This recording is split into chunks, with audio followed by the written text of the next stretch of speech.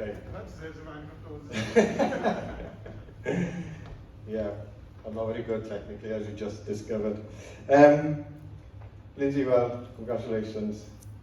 It's the second time I've seen that film, the first time on a big screen, and wow, it does make it's different, isn't it, on the big screen, the experience of seeing it? Yeah, I think it kind of lends itself to that sort of cinematic atmosphere. I think the music that Dave's done for it as well just really brings it to life when it's on the big screen, so different experience. So, tell us why did you make this film, and how did you go about it? It started quite organically, really. My partner, and he who produced the film as well, is actually Owain's daughter, and I'm a filmmaker. And she asked me just to capture him telling some of his stories on camera, basically. And I mean, Enki told me a few of the stories about Owain, but I didn't really know the full scale of it. And then obviously when we sat down to film it, and really there was no intention behind it. Again, it's only filmed cinematically because I'm a filmmaker and I started out doing photography, you know. But then when Owain started talking, and I was just like, wow, you know, this needs to be made into something, you know, hopefully quite profound. So you had a link with Owain, obviously, through a very close link, but then how did you convince Owain to actually do the film and gain his trust? Because you've obviously, as a team or as a director, gained totally his trust in that extended interview. Yeah, I think obviously helped having Enki on board, and Enki obviously first asked him, you know, would you be willing to let us kind of film you? And then when it came down to the day, I guess maybe he felt more willing to open up because we were kind of closer, and I just tried to approach it sensitively, really, and just be quiet and let him just tell his story without interrupting him, and too many prompts, and we filmed the whole interview footage is 2 hours long, so trying to trim that down to 40 minutes, you know, was quite daunting. I left it alone for I think it was about 6 months. I just thought, where do I start with it, because we just let him. There was a few prompts here and there, but nothing was even linear, you know, it wasn't in order, it was back and forth and here and there. And, so yeah, just letting him have the space to talk, really, and tell his own story. So when did it change gear then? For example, you know, there are sort of drone footage, it's majestic sort of scenic shots, there's dramatic reconstruction. When did it suddenly become something more than what the original intention maybe was, just the interview? I think my intention started to change as we were filming, and then, like I said, I was a bit daunted for a couple of months, and then I thought, I have to do this now, you know. And then luckily, or unluckily, obviously for some, lockdown happened, and it really gave me the space. We even went to move and live on the farm with Owain in a separate little lodge. And so I would edit there and be seeing him every day, and that kind of, once I started the edit process of the interview, I then realised what else was needed, and that it just all kind of evolved quite naturally, step by step. And you know, some of the drone footage and stuff for friends of mine who are in the industry who know Wales so well and respect how vast it is, and that's kind of what I wanted to capture. I've worked in the industry and people are like, oh, can you just pop down to Cardiff for me? I'm like, I don't know, you know, I can't just pop down. I don't think people realise how big it is. You know, these people were in like Manchester asking me to go, you know. So I really wanted to capture that sense of our land, you know. In terms of funding then, how did you fund the project? This film has had no budget. There's no budget for the film at all. So it's literally just the equipment that I've invested in over the years and asking favours, and you know, even the shots inside the old-fashioned car with the nitroglycerin, that's a local business on Aberystwyth Arts. I just phoned them up and said, you know, I need a really old car. It doesn't have to move, you know, I just need to come and sit in it for 5 minutes, can I film? And they said yes. So again, I've been a filmmaker in Wales for the best part of 10 years, and if you ask for help, the local people always help. It's really, really nice. So there's no budget for the film at all. And there's another family connection who's here tonight as well, who's in the film. Yes, Oshan, who's in the film, who plays a younger version of Owain, is actually Owain's grandson. So Oshan had come up, I think, as lockdown had eased, and he was stood in the yard with Owain. And I thought, God, they look alike. You know, and it was then that idea popped into my head. I thought, I had my camera equipment there, and I said to Wendy, do you think Oshan would want to, you know, be in this film and help me film? And I said to Oshan, you've got an hour before you go home. And luckily it was a very misty day, and that still that carried the marketing of the film, with Oshan walking in the field there in the mist, was just, we just wung it, and we managed to capture that, and I got it back on the computer, and I was like, oh my, you know, just brilliant. And then again, it happened again organically, he was visiting again, and I didn't have the snow scenes, and we'd had snow, and I'd missed it, but I'd bought a snow machine just to capture. This was for a music video for something else, and Oshan had come up, I had the snow machine with me, and I said, got an hour to film. You know, we filmed the snow scene. So I'd love to know what Oshan was thinking in his head. What is she doing? He's got me in this barn, you know, filming with a snow machine, and you know. But we pulled it off. So yeah. The title itself, The Welshman, where did that actually come from? Because it's a political film, or it's a political story, certainly, but it's a very warm film as well. There are periods in there that naturally one laughs and warms and sympathises. I was particularly moved with the sequence where there's a tension or a guilt, where on the night of Llywelyn, I think, or putting the bombs, and he's torn between his political activism and a family. What's been the reaction like, and what have you learned in terms of the history of Wales, or the political history of Wales, while making the film? And it's been shown elsewhere. I'd been interested to know what the reactions has been. The title just came from me sitting and thinking, God, what do I call this? But have it be accessible, you know, and have it be simple, and that kind of maybe represents what Owain is at the core, what the story is at the core. So that just came after hours on end, just trying to think of something that was quite simple, you know. But the reaction so far has been amazing. Everybody seems to have a slightly different reaction to it, and they want to know different things about it. And my perspective on Wales in general, let alone Welsh history, because I don't remember anything from school of Welsh history.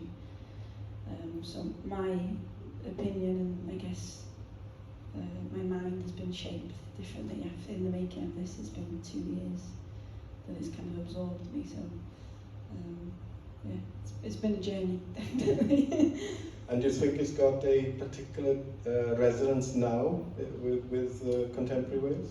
Definitely more now, and I think that's all I'm trying to do in the film, is not ram too much information down anybody's throat. You know, there's a lot of information from Owain there, and but really for me, listening to his stories, the core of it is that, you know, 50 plus years ago, someone was standing up for what they believed in, and it's only now, really, that we're really starting to see a change in Wales, really, where people are starting to go, yeah, definitely, you know, we should be independent, and we should have more passion and pride for our country, and, you know, stand up for it and not feel so repressed all the time, you know.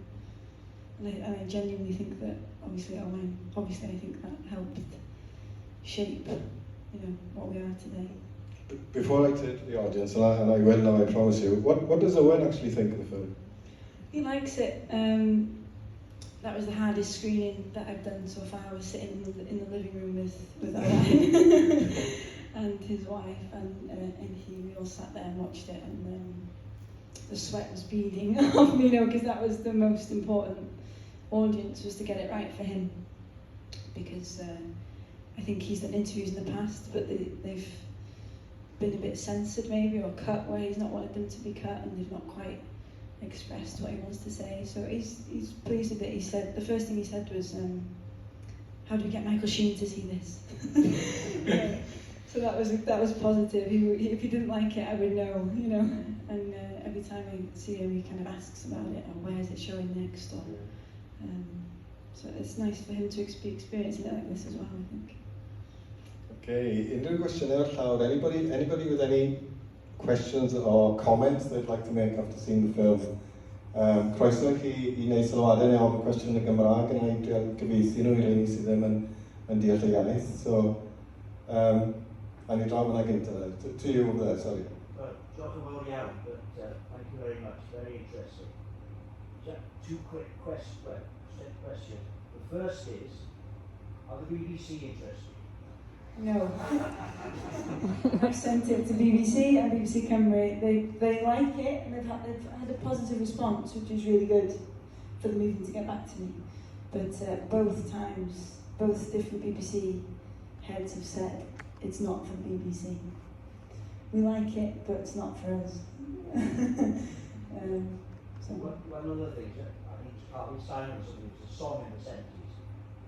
You don't know what you've got till it's gone. And what resonated here was the way signs and skip published through Reading.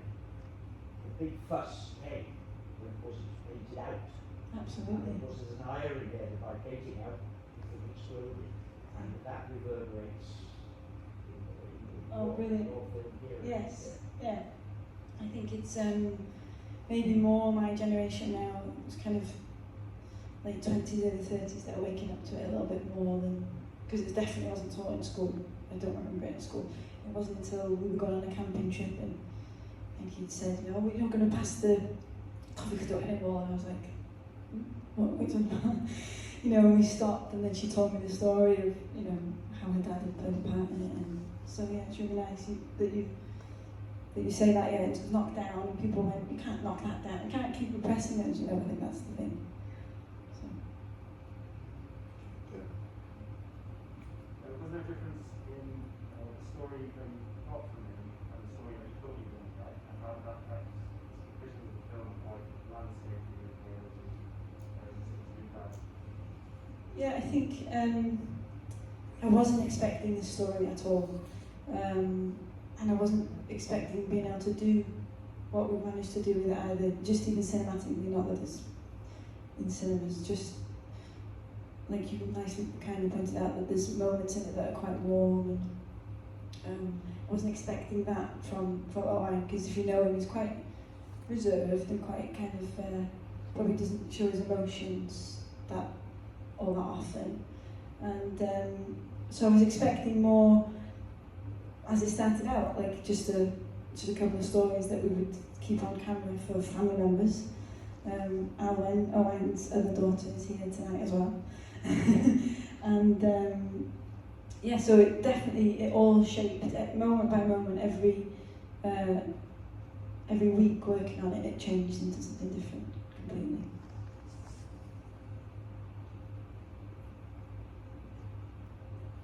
Unrhyw un arall, Gwynedd,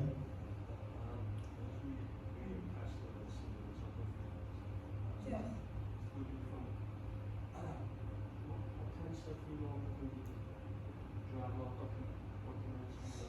So far it's been a bit of a mix. I mean, I've worked in TV for the last couple of years, which is great, but my passion is, you know, cinema. I went to university to do filmmaking, so it's been a mix. I was always told you should do documentary, you're really good at it anytime you experiment in documentary. But films really, you know, feature films, short films is what I've done before, and where I think my biggest passion probably is. So yeah, but I love documentaries as well. This has opened up a whole new perspective for me, even on how to make documentaries, you know, because they can be cinematic, they can be shown in cinemas, you know, so yeah. Owain Williams, but the story really was sort of involving, you know, and so I'd see clips about that, and saying, you go to that bit, it's like all the space. Yeah, more a portrait of him as a person as opposed to just the history that's been relayed, I guess. In interviews before, it feels more personal, definitely. Are you going to follow on that? From this, did it inspire any? It has, there's a few other documentaries in mind that I want to do, but right now my main goal is to write a screenplay for this to be a feature film. We've started writing it, but I just think it would be such a shame for it not to be told. So we just hopefully we'll get the budget for that, because I don't think I can make that on nothing. Diolch. There's one in the Can I just ask, you take this one. Right. You got about 2 hours of film, and that was about 40 minutes. What drove that sort of space of 40 minutes? Was it technical, or was it because you thought that was about as much? Because I found it really hypnotic. I could have had lots of it. Yeah, I've heard this. What, just a technical policy? There's no technical issues, just from a directing point of view, felt like more information is a real balance of give and take, and just giving you enough where you go, but I want more. And that's what we get here. And then if I give you more, you maybe are left with, I'm exhausted. And so maybe there's a part 2, but there's enough footage there for a part 2. But purely just from a directing point of view, just to not, like I said earlier, ram too much information down people's throats and let it breathe, give it some space to breathe and get the key points across. So like I said, maybe there'll be the Welshman Tour with just the cuts, but we'll see. Un arall yn y canol yna, another one in the middle. Were you going to? Yeah. I just wanted to say something personal, really, and to thank you for making this film and for bringing this period to life. And one of the important individuals. I say this because I was a close friend with Owain Williams, who was mentioned in the film. Yeah. During this time, I didn't know Owain at all, but I was aware of the kind of things that were going on, and other people like Owain Williams who made their kind of contribution, to what was happening. So I think it's really fantastic that you've brought this into a very kind of personal perspective, focusing on the individual, warts and all, Yeah. And that's what these people were, they were ordinary people who put themselves out there to make something happen. So Oh, yeah, that's really nice to hear that. I think for me that's really interesting that it's just to break through the veneer of what we think we know. Is, the kind of person, the personal sacrifices, and just that they're just like you and me. They just really tried to stand up for what they believed in, and did something different. So, yeah. Owain, yeah.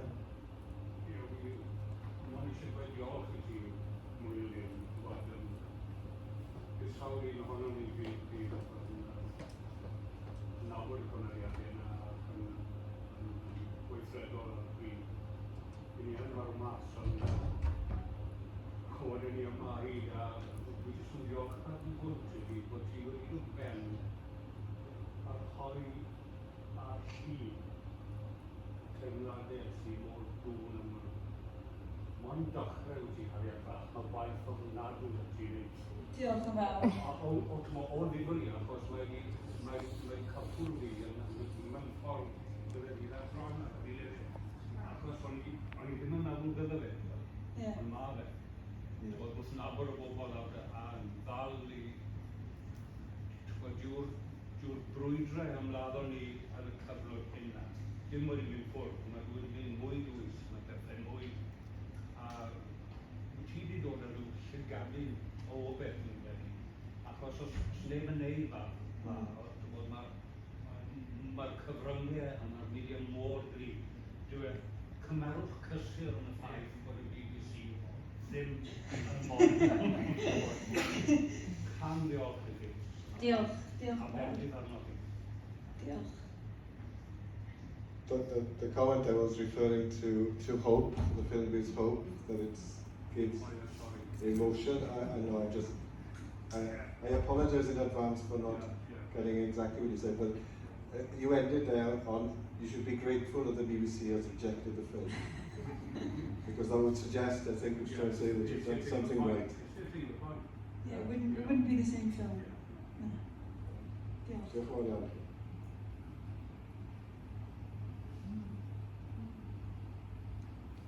Being rejected by the BBC. SLC? Maybe, Yeah. potentially. The issue is, I think they have something like 90% Welsh language, so they can have 10% English. But they have their click online option as well. So there's potential. I've been talking to a few people at SLC. Because I'd hate it to just go back into can onto a shelf. It's got to, I mean, the expats around the world, Yeah, they jump on it. we're looking at VOD platforms, so things like Amazon and Netflix and stuff, potentially out of our reach slightly, but there's short film categories and stuff like that where we could submit to them and they can get it onto a platform that everyone can watch. So there's a few options for us, and we're going to do our best for it to not just sit there. If nothing else, it will be on YouTube for sure.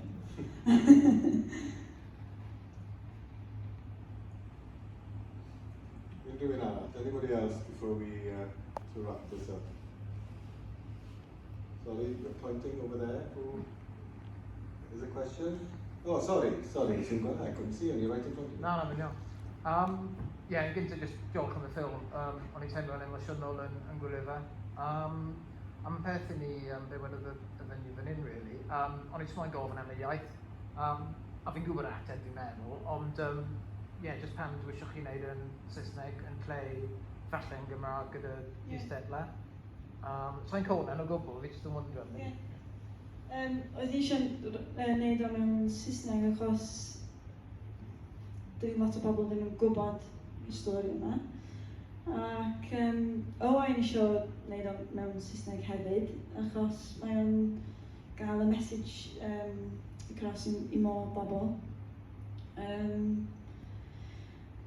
Ddim, just simple really, just i gael y ffilm i eich mynd i Canada. A dwi'n gwybod ti'n gallu creu subtitles, ond i fi fel filmmaker, subtitles ddim yn gael yr emotion across fel hwn. So really just, we did it in English just to get the message across more so than Welsh. And a director friend of mine said, should we be making Welsh history things English so that people can understand? Why can't they just read it? And I thought that was a good comment, but I just think right now it's maybe quite important for where we're at to spread it far and wide. For me, I know I mentioned it to you before, but when he turns into Welsh, emotional, it becomes more emotional. Definitely. Because he says it in Gymraeg, and it's like, oh. Yeah, he's you can tell he's visibly shook up in that he can't quite get across what he's saying, and he's talking to Lindsay at that point, so he's connecting with his daughter at that point more so than me, but it comes across, definitely. Mainly, wanted to do it in English to get a bigger audience, I guess. Bigger audience, get our history across. Owen's got a book out and he's written that in English for the same purpose. He has Welsh books, but just to get people listening. Okay, there. Anybody else before we call it a day? Well, dyna ni de. Wel, na gyd sydd wedi diolch. Thank you very much indeed, Lindsay, Enlli a Osian, who performs in the film. Diolch i chi gyd, many thanks for bringing it to Aberystwyth. Thank you for having us. Pob dymuniad dyfodol, every possible life in the future, and let's hope that you do succeed in creating from this documentary the feature film. Yes. And bring it back to Aberystwyth. We will, definitely. This has been the best screening we've had. It's lovely, it's a lovely venue. So, and genuinely, I know I said at the start, but thank you everyone for making an effort and coming out. I know it's a bit nerve-wracking at the minute, but hopefully you've enjoyed it. So, diolch yn fawr. Diolch yn fawr.